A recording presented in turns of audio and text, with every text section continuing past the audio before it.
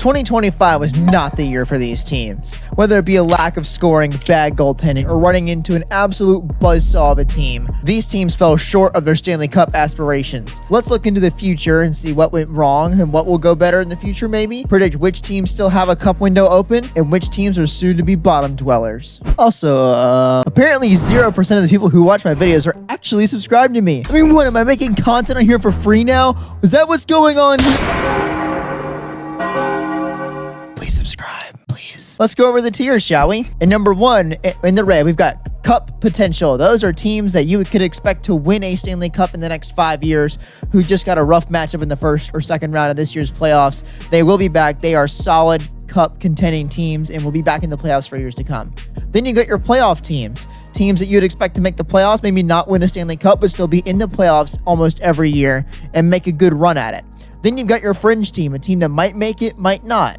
It's one of those deals where you had a hot year this year and it's the start of something new, or maybe this year you were hot and you can't start something new and you just fall out. You've got likely out. These are mostly teams that are older that'll probably fall out of the playoffs next year. And then you've got your teams that are in just a blatant rebuild mode. And those teams are the ones that you are not going to see in the playoffs for many years to come. And this was probably their last go at it. To start off, we've got the New Jersey Devils. And I am going to put the New Jersey Devils confidently in playoff team. I think Devils with a fully healthy roster this year in the playoffs would have given the Canes a much better fight than what they actually gave them, losing in 5 games with 2 overtime performances that they lost, and won, I believe, one of them. The Devils with Jack Hughes in the lineup and not having half of their AHL defenseman core playing in the series probably bodes better for them, and they will win, more series. The Metro's coming up. Right now, the Atlantic kind of runs the East. The Metro could come up in the next couple of years. Speaking of teams that used to run the league from the Atlantic, the Tampa Bay Lightning. Now, this may come as a shock to some, but Tampa Bay, I am putting in rebuild. Yes, you got Jake Gensel. Yes, you have other teams, but this Tampa team got whacked by Florida in what was the worst first-round series of this year. Go watch the other video. I'll link it in the description or put a timestamp or a clip to it or something to go watch. But yeah, I've ranked that the lowest first-round series, and for good reason. It was not good. Tampa looked rough. They had a good regular season, had good moments, but I think it's time for Tampa to start thinking about the long term, and most of their core is getting up there in age. Then you've got Montreal. Montreal is an interesting one, and I'm going to say fringe team, and let me explain. Montreal is a feel-good story this year. They rallied from being almost dead last in the league in December to making the playoffs and winning a game against the Washington Capitals, who were thought to be juggernauts in the first round. The reason I say fringe team, there's not a lot of playoff experience on this Montreal team. And teams that catch fire at the end of a season could be something that's long-term, could not. I do think that they will. I do believe that Montreal is going to be a firm playoff team for the next couple of years. But again, in that loaded Atlantic division, you never know, because there are some teams in the Atlantic you just don't see going away. Minnesota.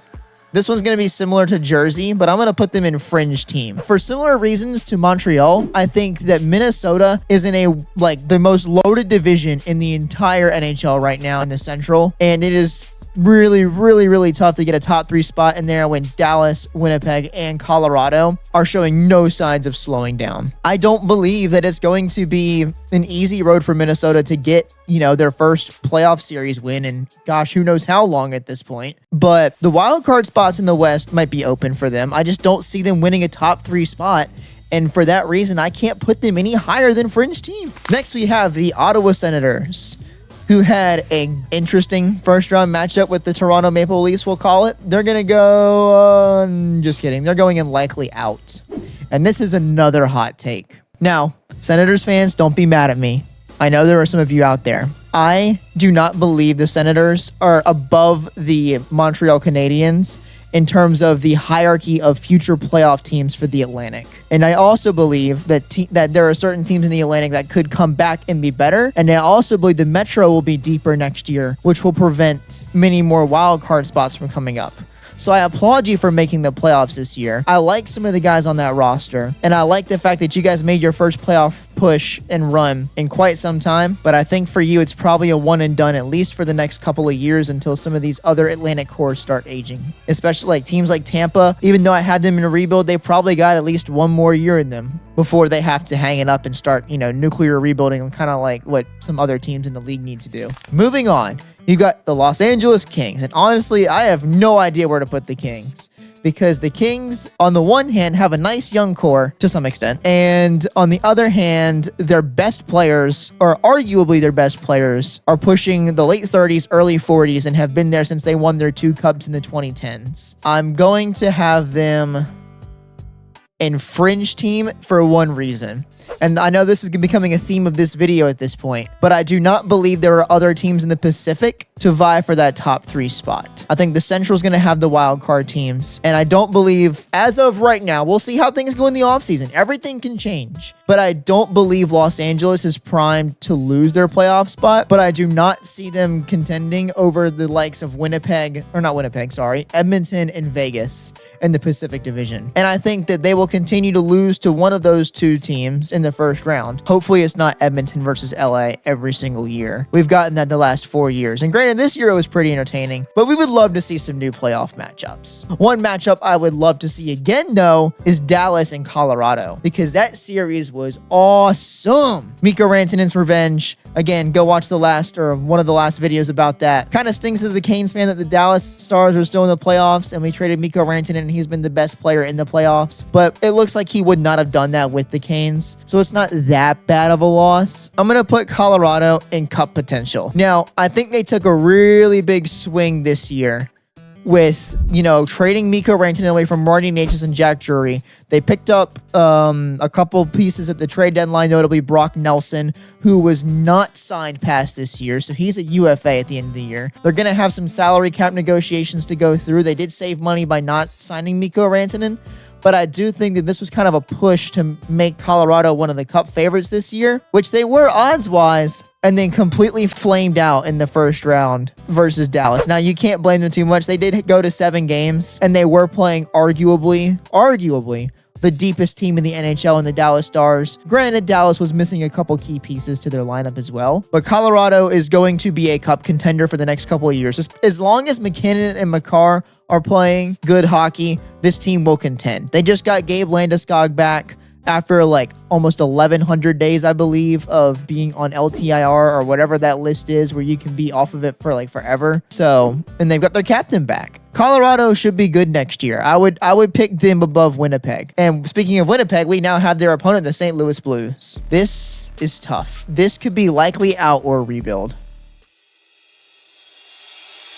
I'm going to go likely out. I don't think they need to go into full nuclear rebuild mode because I don't think their core is that old. And I think they do have pieces that will move up and continue to play well. And Jordan Binnington is a clutch goalie who is still relatively young, I believe. I might be wrong on that, but Jordan Binnington, I believe, will keep this team in it. Now, again, the Central Division is not an easy one to win. I'm pretty sure there are other teams in the Central that were probably still vying for spots in this year's playoffs. So St. Louis, I would love to see the Blues back. I think they're a fun team to watch. I like Binnington's attitude, and I've got a soft spot for Jordan Kyrou because of my NHL 25 Ultimate Team and his sharpshooter card, but I just don't think it's in the cards that St. Louis makes the playoffs next year. Next, we've got Vegas. Now we're getting into the second round matchups here. So all 4 of these teams lost in the second round. So they will probably be a little higher up on the tier list if I had to guess, but we'll have to see. Vegas playoff team. And Vegas's core is probably the oldest on this list. Vegas also has one of the best front offices in the entire league, and whether it be through the LTIR cheat codes, looking at you, Mark Stone, whether it be through good trades at the deadline, trading the legendary pick of future considerations, and other things, Vegas has remained a cup contender since their inception.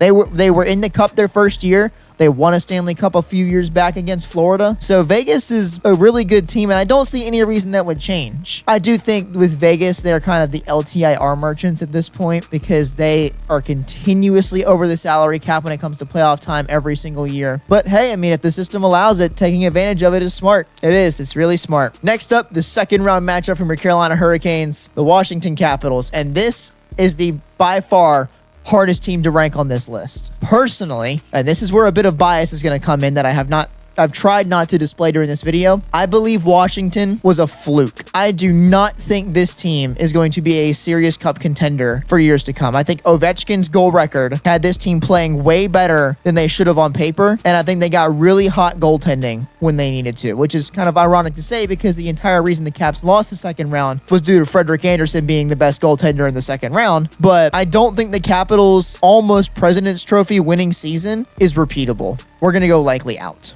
Yeah, you know what? Nope, scratch that. We're going to go fringe team here because I think Washington still has a chance. Winnipeg, I think Winnipeg is entrenched in a playoff spot. I think as long as they have Hellebuck. Now, this is going to be a very interesting offseason for Winnipeg because I believe Scheifele and Ehlers, however you say his name, are both UFAs. And that is critical for the Jets because that's two of their top 4 forwards. And you saw what Mark Scheifele meant to this team, especially in Game 6 after the unfortunate and untimely death of his father before the game, where he went out there and scored Winnipeg's only goal, I believe. And you could see it down the handshake line. Even with head coach Pete DeBoer of the Dallas Stars, you can see what Mark Scheifele means to the league and this Winnipeg team. I hope he's able to re-sign with them and keep that going. And the Jets, I mean, Connor Hellebuck is such a fun goalie to watch. It's a shame that he melts down in the playoffs every year. I mean, speaking of things that melt in the playoffs every year, how do you even rank Toronto? Because we all know what's going to happen. Toronto will have a good regular season, and they'll make the first or second round, and then pull it to 7 games, giving their fans hope, and then choke it. I'm not going to put them in rebuild, but in a way, they need to do a retool. Your core 4 has failed you. You have not had any sustained success off of it. Maybe you can run it back with a couple of the guys. It seems like Mitch Marner, from what I've read on all the Instagram news and stuff, and maybe a couple Twitter posts, it seems that Mitch Marner has no interest in coming back to Toronto and playing there. Seems he wants to go to a smaller market where all the pressure's not on him. And I don't blame him because every single time Toronto gets knocked out of the playoffs, Matthews, Nylander, Tavares, and Marner are blamed for it. And that's a huge market. Toronto's the biggest hockey market other than, your big cities of like LA and New York, but those fans aren't as passionate as those Toronto fans. You see Toronto fans everywhere. So how do I rank Toronto? I think Toronto is still going to be a playoff team no matter how you slice it. I don't think they get knocked out of the playoffs. I think they're probably the second best team in the Atlantic now and will continue to be. They will have to address the defense core a little bit, even though I think this year they were better than years past. I would address it more, but I don't think they lose their spot. I think Toronto will be a firm first or second round exit for the next couple of years. So just to look it back, we've got 1 in cup potential being the Colorado Avalanche. We've got 4 playoff teams in the Devils. You've got the Vegas Golden Knights. You've got the Winnipeg Jets, and you got the Toronto Maple Leafs. Fringe teams, you got the Montreal Canadiens, the Minnesota Wild, the LA Kings, and the Washington Capitals. The likely out teams,